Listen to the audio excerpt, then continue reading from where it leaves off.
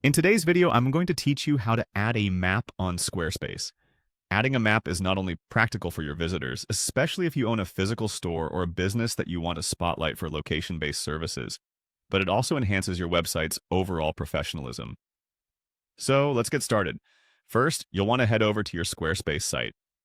Once you're logged into your account, navigate to the back end of your website. This is where all the magic happens.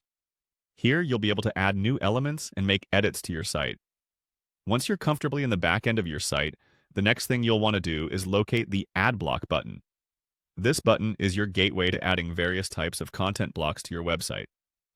Click on Add Block, and you'll see a multitude of options pop up, each representing a type of content or functionality you can add to your page. Among the options that appear, look for the one labeled Map. Click on Map, and this will insert a new map block wherever you need it on your page. It might take a few moments to load, but once it does, you'll see a default map displayed. The look and feel might not be exactly what you envision just yet, but don't worry, we'll customize it in a moment. With the map now in place, your next step is to click on Edit. This option is essential as it opens the settings panel where you can define what location markers the map will show. Once in this editing mode, you'll notice that you can input specific addresses to pinpoint your location accurately, and even add multiple markers if there are several places you wish to highlight. Each marker can have its customized label for clarity.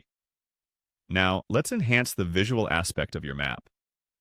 Go ahead and click on Highlight. By doing this, you can emphasize certain areas on your map, making them stand out to your viewers. Then highlighting is especially useful if there's a particular region or point of interest you want to draw attention to.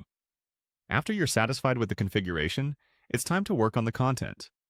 Select Content to dive into the options that allow you to modify details such as markers descriptions.